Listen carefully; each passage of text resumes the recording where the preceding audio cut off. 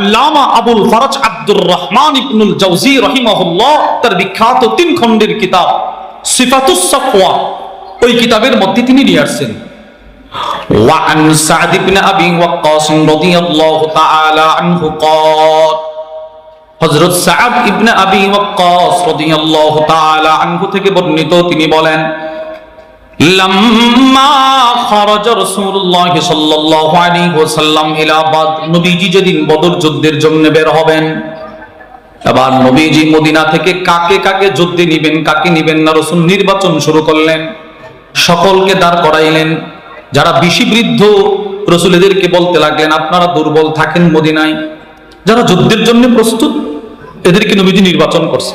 313 এক বর্ণনায় 314 আরেক বর্ণনায় 315 সিরাতুল মুস্তাফা শরহুল বিকায়াতে পড়ানো হয়, উর্দু একটা কিতাব, ওইটার মধ্যে আছে 313 অথবা 314 অথবা 315 যে এই 3টা রিওয়ায়াত পাওয়া যায়। প্রসিদ্ধ 313 বদরি সাহাবী যতজনকে নবীজি নির্বাচন করলেন। হযরত সাদ ইবনে আবি ওয়াক্কাস বলে আমি হঠাৎ করে তাকায় দেখি আমার ছোট্ট একটা ভাই, তার নাম ছিল উমাইর ইবনে আবি ওয়াক্কাস, এর তাকায় দেখি নবীজি যাদেরকে যুদ্ধের জন্য নির্বাচন করছে আমার সেই 10 বছরের ছোট ভাইটা ওই সৈন্যদের পিছনে লুকিয়ে লুকিয়ে ঘোরাফেরা করতেছে। আমি তার কাছে গেলাম, ফা আখাযতু বিয়াদিহি, আমি তার হাতটা থাপা দিয়ে ধরলাম, ধরে বলতেছি ফাকুলতু লাহু মা লাকা ইয়া আখি, উমাইর তুমি এখানে কি করো, তুমি এখানে কেন, যাও বাড়িতে যাও। তো উমাইর কি বলে জানেন, ছোট ভাইটা বলে ভাই আমি কেন বাড়িতে যাব, আমি এখানেই থাকবো। তুমি এখানে কেন থাকবা, কেন আসছো? আপনারা যে কারণে এখানে আসছেন আমিও সেই কারণে আসছি। সুবহানাল্লাহ। আরে আমরা যুদ্ধে যাব, তুই কি যুদ্ধে যাবি? কহ আমি যুদ্ধে যাব। না তোমাকে নবীজি নিবে না তো। কোন আমি যুদ্ধে যাব। আরে তোকে নিবে না তো নবীজি যুদ্ধে, কোন আমি যুদ্ধে যাব। হযরত সাদ ইবনে আবি ওয়াক্কাস বলেন আমি আমার ছোট ভাইটাকে আর বোঝাইতে পারলাম না। ফাউরিদা আলা রাসূলিল্লাহ সাল্লাল্লাহু আলাইহি ওয়াসাল্লাম, আমি নিরুপায় হয়ে আমার ছোট ভাইটাকে নবীজির সামনে উপস্থিত করলাম। ইয়া রাসূলুল্লাহ, এ আমার ছোট ভাই, এ আপনার সাথে যুদ্ধে যেতে চায়, আপনি কিছু বলেন। ফারাদ্দা, আল্লাহর রাসূল বললেন উমাইর তুমি ছোট মানুষ, তোমাকে যুদ্ধে নেওয়া যাবে না, যাও তুমি বাড়িতে চলে যাও। যেই মাত্র নবীজি বললেন তুমি বাড়িতে চলে যাও, সাথে সাথে হযরত উমাইর নবীজির কদম মোবারকের সামনে মাটিতে গড়াগড়ি করে কান্না শুরু করে দিলেন। না আমি যাব না, আমি যাব, আমি যাব। আল্লাহর রাসূল বলেন তীর চালাইতে পারবা? না না। তরবারি চালাইতে পারবা? না না, তরবারি তো তোমার চাইতে লম্বা, তুমি কি তরবারি পারবা চালাইতে? না। তীর চালাইতে পারবা? না। তো তোমার যুদ্ধে নিয়ে কি করব? হযরত উমাইর ইবনে আবি ওয়াক্কাসের জবাবটা শুনেন, সে বলে লাআল্লাল্লাহ ইয়ারযুকানি শাহাদা, ইয়া রাসূলুল্লাহ আমি জানি আমি তীর তরবারি চালাইতে পারবো না, কিন্তু কোন কাফের যদি আপনার দিকে তীর মারে আমি একটা লাফ দিয়ে আপনার বুকের সামনে আমার বুকটা দিয়ে আমি আপনার জন্য শহীদ হব, শহীদ, আমি আপনার জন্য শহীদ হয়ে যাব, শহীদ। ওগো আল্লাহর রাসূল আপনি যদি বদর যুদ্ধে শহীদ হয়ে যান আমরা মদিনায় কার পিছনে ফজরের নামাজ পড়ব? আপনি যদি বদর যুদ্ধে শহীদ হয়ে যান আমরা মদিনায় আর কার সাথে খেলাধুলা করব? আপনার নবী আমার নবী মদিনার প্রত্যেকটা বাচ্চার সাথে নবীজি খেলাধুলা করতেন। সুবহানাল্লাহ। নবীজি প্রত্যেকটা বাচ্চার সাথে খেলাধুলা করতেন, সময় দিতেন, সময়। মুসলিম শরীফের বর্ণনা ওয়া আন জাবির ইবনে সামুরা রাদিয়াল্লাহু তাআলা আনহু قال, হযরত জাবির ইবনে সামুরা থেকে বর্ণিত, তিনি বলেন সাল্লাইনা মা রাসূলিল্লাহি সাল্লাল্লাহু আলাইহি ওয়াসাল্লাম সালাতুল উলা। হযরত জাবির বলেন আমি যখন ছোট ছিলাম একদিন নবীজির সাথে সালাতুল উলা আই সালাতুজ যুহুর, যুহুরের নামাজ পড়লাম। যুহুরের নামাজ পড়ার পর সুম্মা খারাজা ইলা আহলি, নবীজি নিজের পরিবারের দিকে রওনা হলেন। মসজিদে নববীর সামনে একটা খেলার মাঠ ছিল। যেই মাত্র নবীজি মসজিদ থেকে বের হইলেন ফাস্তাকবালাহু বিলদান, ওই মাঠে কিছু ছোট ছোট বাচ্চারা খেলাধুলা করতেছিল। তারা যেই মাত্র রাসূলকে দেখলেন নবীজি মসজিদ থেকে বের হইছে, সবগুলো বাচ্চা একটা দৌড় দিয়ে নবীকে জড়ায়া ধরছে। নবীজির আখলাকটা দেখেন, একটা বাচ্চাকেও নবীজি বলে নাই সরো সরো, না হযরত জাবের বলে প্রত্যেকটা বাচ্চার গালে এইভাবে ধরে ধরে নবীজি বলে, আব্বু তুমি কেমন আছো? সুবহানাল্লাহ। প্রতিটা বাচ্চার গালে ধরে নবীজি আদর করতেছে। বাচ্চাটা যতক্ষণ পর্যন্ত নবীজির কাছ থেকে নিজেকে দূরে না সরাইছে, নবীজি ততক্ষণ পর্যন্ত কোনো বাচ্চাকে দূরে সরাইয়া দিতেন না। দেখছেন কি সুন্দর আখলাক। প্রত্যেকটা বাচ্চা সে নিজের থেকে যতক্ষণ না দূরে সরছে ততক্ষণ নবীজি ধরে রাখছে, আদর করতেছে। হযরত জাবের বলে প্রতিটা বাচ্চাকে নবীজি আদর করলো, আমাকে আদর করলো না। আমি রাসূলকে বললাম, ওয়া আম্মা আনা ইয়া রাসূলুল্লাহ, ওগো আল্লাহর রাসূল আমাকে কি একটু আদর করবেন না? এরা কেউ নামাজ পড়ে নাই, আমি আপনার সাথে নামাজ পড়লাম, আমি কি একটু আদর যোগ্য নই? তো নবীজি নিজের শরীর ঘুরিয়ে জাবেরের গালে ধরে বলে, জাবের আব্বু তুমিও কেমন আছো? সুবহানাল্লাহ। হযরত জাবের বলে যেই মাত্র নবীজি এইভাবে আমার গালে ধরছে, ফাওয়াজাতু লিয়াদিহি বারদান আও রিহা কান্নামা আখরাজাহা মিন জুনাতি আত্তার, যেই মাত্র নবীজি আমার গালে ধরছে আমি নবীজির হাত থেকে এমন একটা সুঘ্রাণ পাইছি, আমার কাছে মনে হয়েছে নবীর হাতটা এই মুহূর্তে জান্নাতের মেশকে আম্বরের পাত্র থেকে বের করা হয়েছে। এই পরিমাণ সুঘ্রাণ ছিল নবীর শরীরে, এই পরিমাণ সুঘ্রাণ। আল্লামা ইমাম ইবনুল হাজার আসকালানী রাহিমাহুল্লাহ তার বিখ্যাত বুখারীর শরহ ফাতহুল বারীর মধ্যে লেখেন, কানা রাসূলুল্লাহ সাল্লাল্লাহু আলাইহি ওয়াসাল্লাম ইদা মাররা ফি তরিকিন মিন তুরুকিল মাদিনা, আপনার নবী আমার নবী মদিনার কোন রাস্তা দিয়ে একদিন যদি কখনো হেঁটে গেছে, ওই রাস্তার দুই পাশে যত গাছ ছিল, গাছের যত পাতা, প্রত্যেকটা পাতা থেকে নবীজির সুঘ্রাণ সপ্তাহের পর সপ্তাহ পরেও পাওয়া গেছে। এই পরিমাণ সুঘ্রাণ ছিল। এই হাদিস থেকে কি বুঝলেন? নবীজি বাচ্চাদেরকে খুব সময় দিতেন। এই কারণেই বাচ্চারা বলতো, ইয়া রাসূলুল্লাহ আপনি বদর যুদ্ধে শহীদ হয়ে গেলে আমরা কাকে নিয়ে বাঁচবো? কার পিছনে ফজর পড়বো? কার সাথে খেলাধুলা করবো? আফসোস, এখনকার যুগের মা বাপ নিজের সন্তানকে নবী চিনাইতেছে না, নবী চিনায় না। কার্টুন দেখায় দেখায় খাবার খাওয়ায়, টেলিভিশন ছেড়ে ছেড়ে খাবার খাওয়ায়। এইভাবে যদি প্রজন্ম চলতে থাকে তো আমার ছেলে আপনার ছেলে কাদিয়ানি হয়ে যাবে, আমরা বুঝতেও পারবো না। নিজের সন্তানকে নবী চিনান, নবী নবী নবী, নিজের সন্তানকে নবীর পরিচয় চিনান।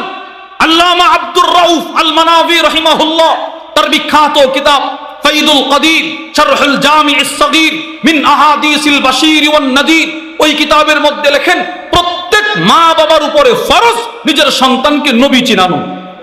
বলেন নবী চিনানো কি? বলেন না কি ফরজ? যদি চিনাইতে পারেন তো ইনশাআল্লাহ এই দেশে কোনো কাদিয়ানি আমার নবীর সম্মান নিয়ে চিনিমিনি খেলতে পারবে না। নিজের সন্তানকে নবী চিনাবে। যতগুলো রাসূলের দুশমন আছে সবগুলোকে নিজের সন্তানকে চিনায় দিবেন। আব্বু এ কাদিয়ানি, সে আমার নবীর খতমে নবুয়ত নিয়ে চিনিমিনি খেলে। আপনারা কি বলেন কাদিয়ানি কি? সবাই বলে না কি কি কাদিয়ানি কি? আমার নবীর পরে আর কোন নবী আছে? নবীর পরে কোন নবী আছে? আপনারা সকলেই দেখেছেন গত নভেম্বর মাসের 15 নভেম্বর বাংলাদেশের জমিনের ইতিহাসে সর্ববৃহৎ খতমে নবুয়ত অনুষ্ঠিত হয়েছে। আমাদের বড়দের একটাই দাবি, আমাদের দেশে হিন্দু বসবাস করে, বৌদ্ধ বসবাস করে, খ্রিস্টান বসবাস করে, এদের একটা ধর্মীয় পরিচয় আছে, এরাও মুসলিম। ঠিক আমাদের দেশে কোন কাদিয়ানি মুসলিম পরিচয়ে বসবাস করতে পারবে না। বসবাস করতে হলে অমুসলিম হয়েই থাকতে হবে। কাদিয়ানি কি হয়ে থাকতে হবে বলেন? অমুসলিম। বলেন অমুসলিম, বলেন বলেন। কাদিয়ানি কাফের, বলেন কে কাফের? কে? সবাই বলেন, সবাই বলেন। কাদিয়ানি কাফের। এটা নিজের সন্তানকে শিখাবেন। আমি ইদানিং সব জায়গায় বলি, আমার দেশের যুব সমাজ অনেক যুবক আছে নামাজ পড়ে না, কিন্তু সে বুঝে নামাজ না পড়া একটা অপরাধ। বুঝে না? সে বুঝে। রোজা রাখে না, এটা বুঝে সে রোজা না রাখা অপরাধ। সব কিছু বুঝে। ওই যুবকের সামনেও যদি কোনো বেঈমান আমার নবীর সম্মান নিয়ে চিনিমিনি খেলে, ওই যুবক কিন্তু তখন বসে থাকবে না, তার গলা টিপ দিয়ে ধরবে। এটা আমার কথা না।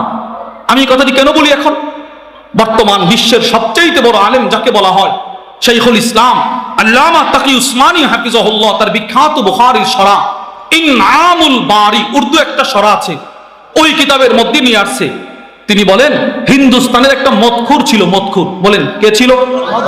সে মদ পান করত, মদ। আল্লামা তাকি উসমানী নিয়ে আসছে। সে ছিল আবার কবি, অশ্লীল কবিতা লিখত, কবি। তো সে একদিন মদ পান করে রাস্তার পাশে বসে মাতলামি করতেছে। একটা নাস্তিক তার কাছে আসছে, ওই মদখোরের কাছে এসে বলতেছে, দোস্ত তোর এলাকায় তো আরেকটা কবি আছে রে, ও কেমন রে? আল্লামা তাকি উসমানী লেখেন ঘটনা, তোর এলাকায় যে আরেকটা কবি আছে সে কেমন? তো এই মদখোর মদের মাতলামির কারণে বলতেছে ওই কবিটা পাগল। সে কি পাগল? তো ওই নাস্তিক লোকটা দ্বিতীয়বার আরেকটা ফালসাফা বিজ্ঞানীর নামটা উত্থাপন করলো, দোস্ত ওই বিজ্ঞানীটা তোর দৃষ্টিতে কেমন? তো সে মদের বারে বলতেছে ওইটাও পাগল। তো দুজনকে সে কি বললো? সবাই বলেন না, কি বললো? পাগল। এখন নাস্তিক চিন্তা করলো, তৃতীয় নম্বরে যদি এখন মুহাম্মদ সাল্লাল্লাহু আলাইহি ওয়াসাল্লামের নামটা দিয়ে দিতে পারি, তো সে মাতলামির ভারে নবীকেও একটা গালি দিবে। নাউজুবিল্লাহ বলেন না ভাই? আপনারা বুঝছেন বিষয়টা? মানে সে চাইতেছে, সে তো মদ পান করে, সে তো মুসলমান ফাসেক, মদ পান করে, তাকে যদি তার মুখ দিয়ে নবীর একটা গালি দেওয়াইতে পারি তো তার ঈমান হারা করতে পারলাম। এই নিয়তে সে তৃতীয় নম্বর বলতেছে, দোস্ত মুহাম্মদ কেমন রে? যেই মাত্র নবীজির নামটা বলছে, আল্লামা তাকি উসমানী বলেন ওই মদখুর মদের বোতলটা জমিনে নিক্ষেপ করে ওই নাস্তিকের গলাটা টিপ দিয়ে ধরে বলতেছে, বেঈমান তুই আমার জিন্দেগীর সর্বশেষ যেই সম্বলটুকু আমার ভিতরে আছে এটাও চুরি করতে চাইছিলি। এই বেটা আমি মদখুর হতে পারি, ওই মদখুর বলতেছে আমি মদখুর হতে পারি, কিন্তু আমার সামনেও যদি আমার জানের চাইতে আমি যেই নবীকে ভালোবাসি এই নবীকে কেউ যদি কটূক্তি করে আমি তার গলা টিপ ধরে ওর মতো দুষ্ট হাজারটাকে হত্যা করতে প্রস্তুত আছি। আমিও বলতে চাই আমরা আমাদের নবীকে আমাদের আম্মা আব্বার চাইতেও বেশি ভালোবাসি। বলেন আমরা আমাদের আম্মা আব্বার চাইতে নবীকে বেশি ভালোবাসি। সুতরাং আমার নবীর আসমত, আমার নবীর হরমত, আমার নবীর খতমে নবুয়ত নিয়ে এই জমিনে যদি কেউ চিনিমিনি খেলে, এদের বিরুদ্ধে যদি আমাদের বড়রা আমাদেরকে ডাক দেয়, রাজপথে তাজা রক্ত ঢেলে দিতে কারা কারা প্রস্তুত আছে দেখতে চায়? বলেন আমার নবীর পর আর কোন নবী আছে? আছে আছে তো কাদিয়ানি কি? তাহলে আমার নবীর দুশমন যারা তারা আমাদেরও দুশমন। বলেন আমার নবীর দুশমন যারা তারা আমাদেরও কি? হ্যাঁ, আমরা এক একজন ব্যক্তিগতভাবে এক এক ধর্ম, এক এক মাযহাবের হতে পারি, এক এক মাসলাকের হতে পারি, মত দল ভিন্ন হতে পারে, কিন্তু নবীর দুশমনের ব্যাপারে আমরা সবাই এক। বলেন আমরা সবাই কি? নবীর দুশমনের সাথে আমাদের কোনো আপোষ নাই। বলেন কাদিয়ানির সাথে আমাদের কোনো আপোষ নাই। আছে? নাই। নবীর যুগের ছোট বাচ্চা যদি নবীর জন্য শহীদ হতে পারে তো আমি কেন পারবো না? বলেন না ইনশাআল্লাহ? বলেন ইনশাআল্লাহ। ছোট ছোট সব বাচ্চারা রাসূলকে দেখার জন্য দৌড় দিল। হযরত আব্দুল্লাহ ইবনে সালাম বলে আমি আশ্চর্য হয়ে গেলাম, এতদিন শুনতাম মুহাম্মদ মিথ্যু। বলেন নাউজুবিল্লাহ। আব্দুল্লাহ ইবনে সালাম বলতেছে, তখন তো আমি কালিমা পড়ি নাই। তিনি বলেন আমি এতদিন শুনতাম মুহাম্মদ মিথ্যু, ধোঁকাবাজ, কিন্তু এই মিথ্যুক লোকটাকে দেখার জন্য বুঝি বাচ্চারাও দৌড়ায়।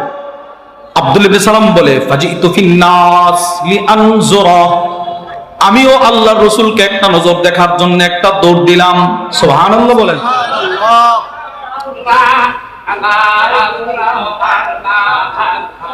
আমিও রাসূলকে দেখার জন্য কি করলাম? একটা দৌড় দিলাম। আমিও নবীকে দেখার জন্য একটা দৌড় দিলাম। যেই মাত্র রাসূলকে দেখার জন্য দৌড় দিলাম, ফালাম্মা তাবায়্যানতু ওয়াজহাহু আরাফতু আন্না ওয়াজহাহু লাইসা বিওয়াজহি কাযযাব।